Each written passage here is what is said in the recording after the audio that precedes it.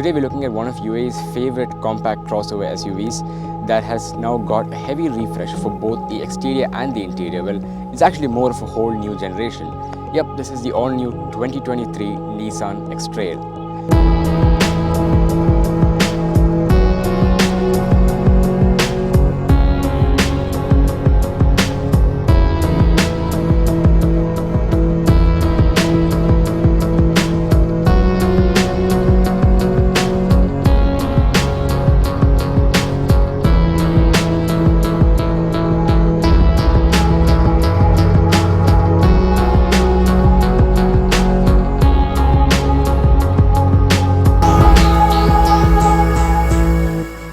Now, the Xtrail nameplate has quite a long history in this region.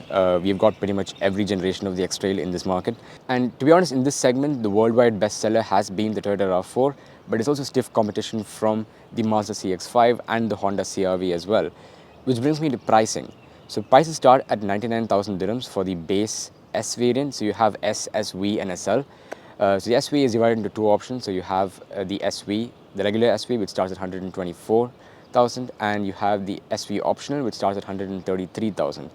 And then you have the full option SL four-wheel drive, which is this variant right here. It comes at 148,000. So yeah, pricing is a bit on the higher side. It's somewhat in the same ballpark, but yeah. So you have an option of two-wheel drive on the S variant, but the SV and the SL come with four-wheel drive only. Now, platform-wise, this is built on Nissan's CMF-CD platform, the same platform that it shares with the modern-day Mitsubishi Outlander. So yes, these two cars share a lot of similar bits, and even that car was launched in this market, so you can check it out at Mitsubishi showrooms. They might share a few interior parts, and overall, it is the same platform as the Xtrail. So now let's talk exterior styling on the front. So we get Nissan's V-Motion grille, which is now much more bigger and well pronounced, finished in chrome right here. I believe they have an option for illumination as well, which is a custom accessory. You have a new split headlamp cluster over here, quite a polarizing design.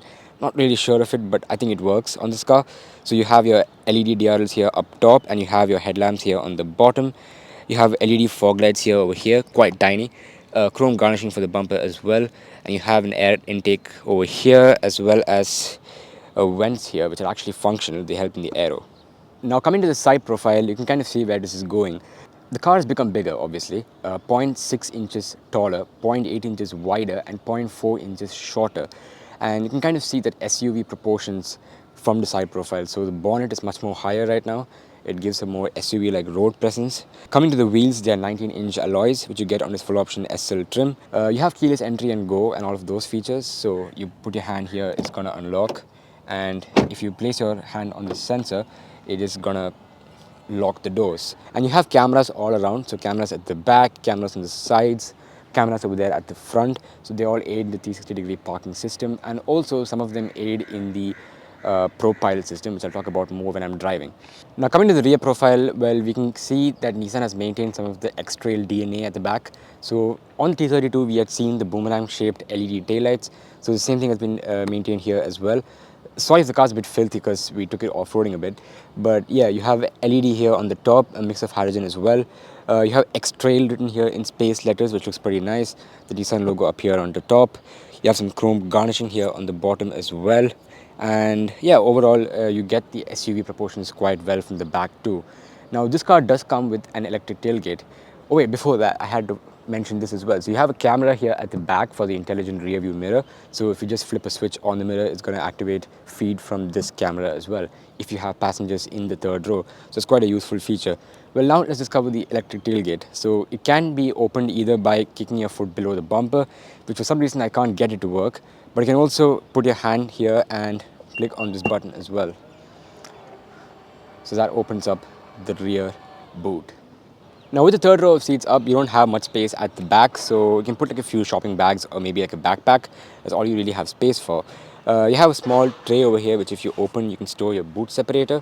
And you can get more space by folding down the third row of seats, which you can do by just pulling this strap right here. So you pull this and you can lower it down. So no power folding for the third row. Just pull this, drop it down. And now you have 584 liters of boot space at the back, which I think is plenty decent. I mean, you have enough storage here. You can put like 2 suitcases in here comfortably. So yeah, it's Speaking about the interiors, leaps and bounds ahead of the previous Xtrail. I've said this for the Pathfinder, I'll say it again for the Xtrail. Nissan has yet again outdone themselves on this interior. I mean, just look at this place. I mean, the amount of features, the amount of soft touch materials that covers the dashboard and different touch points. You get this amazing tan, soft, semi-aniline leather, which wraps the entire interior, which gives it that premium feel inside. You get this plastic trim here on the dashboard, which is kind of shaped like wood, which again elevates the luxury feeling inside, and overall is a very nice place to be. Seats, you do get power adjustment for both the driver and the passenger as well, but no lumbar support for the passenger. They feel very nice. The bolstering is pretty good. It's good for long distance comfort. Speaking of this central portion right here, so the first thing that draws your attention is this huge 12.3-inch touchscreen infotainment system, which comes with wireless CarPlay and Android Auto, as well as with Bluetooth connectivity as well. So it does have navigation too if you fancy using that, but obviously you'd use Maps or Waze instead. And overall, it's a smooth system to use, no complaints at all. You've got physical buttons for everything, so a knob here to adjust the volume. You have a camera button here as well, so if you click this, you can see the 360 camera around, and also click it multiple times to cycle between the different available views, which is great. And coming below, we have our dual zone automatic climate control. Then there's no heating or cooling for the seats, just to mention that. So yeah, you have easy to operate buttons here on the bottom, and you have two AC vents here, your hazard button. Coming down below, you have two USB ports for connectivity, so a USB-C and a USB-A, a 12-volt charging socket. And down here you have a Qi wireless charging pad, so you can charge your devices there. And it's actually great if you're using wireless CarPlay, so you can put your phone down there and it will charge as well. Coming down in this section, we have this new electronic shifter, which replaces the old gear knob, if you've seen it in the previous Xtrail. It's much more easier and convenient to use. It's quick. The positioning is great. It feels right where the hand should be. On the side, you have two cup holders, but they don't have spring triggers of any sort. So yes, the cup is going to shake around a bit, but yeah. On the side, we have our electronic parking brake and auto hold as well. Now, with auto hold, what I've understood is that if you are using it in traffic situations, if you put your foot all the way to the brake, you can't really coast in drive, because the car will brake every time you fully press the brake pedal. So it's good if you're stopped for a long time in traffic, but otherwise just keep it disabled, really. Here you have the different drive modes. You have three different drive modes. You have auto, eco, and sport. Sport really doesn't do anything. I think it holds on to the higher RPMs for a bit. You have snow, and well, snow is completely useless, I would say. And you have off-road as well, so it's pretty useful. And yes, this car can do decent off-road. We went to a farm where there was a bit of soft sand, and it handled it pretty well. So yeah, it can do the job. The all-wheel drive system is quite good. And here we do have a center console box, so you can hit this button right here, and it opens up from both sides. Now, the reason why it's like this and why it's useful is because passengers at both the front and the back can access things from this box. So that's pretty useful, and you do have quite some storage there, no USB charging ports of any sort. And here on the top we have the Nissan's intelligent rear view mirror, so you can flip this switch back and forth in order to switch between the digital and your regular rear view mirror. Steering wheel wrapped in leather, it has a D shape to it as well, feels really good in the hand. It's a bit thin. I would have liked it to be a bit more thicker and a bit softer, but yeah, it's fine.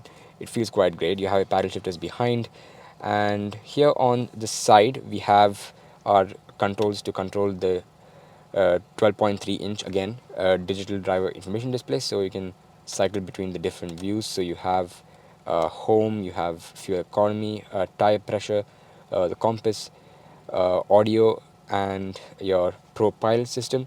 So ProPilot can actually be engaged by clicking this blue ProPilot button right here, and you have your speed limiter controls over here as well. And you can change the display view by just hitting this 3-bar icon over here and click on change display view to actually cycle between the two different views available. And yeah, apart from that, you do have some storage here on the bottom as well, and it is lit up at night, so it's actually pretty useful. You can put some stuff over there. And so overall, they've made the interior quite more luxurious, and it feels that. And for the price tag especially, I mean, if you look at Toyota products, I mean, you know, the overall quality of the interior is just not there yet. I mean, the plastic buttons, a few things here and there just don't feel right. And Nissan, they've done a very good job of actually making this interior worth the price tag. On the top, we do get a panoramic sunroof as well, and you can open it using these switches over here. So you can actually open the blinds as well as open the main sunroof. I'll put a B-roll up on the screen so you can see what it looks like. You also do get a 10-speaker Bose premium sound system, which comes with a subwoofer at the back. It's between the spare tire and the boot lid. So yeah, to be honest, I'm not a huge fan of Bose. I think it kind of lacks the low-end bass, but overall it's fine. It does the job, and I'm not complaining. So what's it like in the second row? Quite spacious actually. So I have enough amount of knee room, enough amount of headroom, and there's quite a lot of light that's coming into this cabin due to the panoramic sunroof. So there's a lot of airy feeling inside. I have enough little space for my feet. The under-thigh support is a bit lacking. I would have wished for a bit more under-thigh support, but overall nothing to complain about. So yeah, it's quite a comfortable place to be in. I have an armrest right here. I have a bottle holder here on the side. So you can put like even a 1 liter bottle in there quite comfortably. In the center you have a foldable armrest with 2 cup holders, so you can just pull this trigger right here and you can bring it down like so. So you have 2 cup holders here, again with no spring triggers of any sort, and you have a place here to keep your phone. But apart from that, you have seat pockets behind both the driver and the passenger seats, and there's also 2 USB ports down here below. So you have a USB-C port and a USB-A port, and AC vents at the back, which is quite an important feature for this market considering it's very hot out here. And even the middle seat right here is quite comfortable. So as I shall now demonstrate, the transmission tunnel is not that high, so you can seat an adult here fairly comfortably, and you can adjust the headrest as well in case you need the support. And yeah, it is necessary to do that. So what's the third row like on the Nissan Xtrail? Well, let's find out. First of all, the doors open 90 degrees, so it makes the entry much more easier. So there's no tumble mechanism for the seats. The seats don't tumble, so you have to actually recline them and actually push them forward, which I shall now demonstrate. So give an extra cam right here. So there's a small lever right here, which if you pull, it slides the seat forward, and then you just push it forward, and that's how much legroom you actually have. It's quite decent, not a lot of space, as I will now demonstrate after getting inside. So I'm going to step in and actually enter this third row. So without folding the seats, that's how much space I have. Already not a lot, and obviously being a third row, there is, well, zero under-thigh support. But I'm going to push these seats backward now and actually fold them forward. Yep, that's not even the seats all the way back, and I barely have any space at all. My foot is in fact jammed between the second row seats and the carpet floor. So yeah, that's all the space I have at the back. So yeah, not a lot of space. Headroom is there. It's quite decent. Again, taller passengers might find it a bit more difficult. I mean, I'm almost touching it. Apart from that, you have cup holders with some storage space at the back. Adjustable headrest for the third row of passengers. So that's quite a useful feature. And yeah, that's pretty much it. You can obviously slide this second row more forward to make more space, but I would say this is kind of a decent, comfortable position for a second row passenger. So yeah, not a lot of space in the third row. So I would say the third row is suitable for children.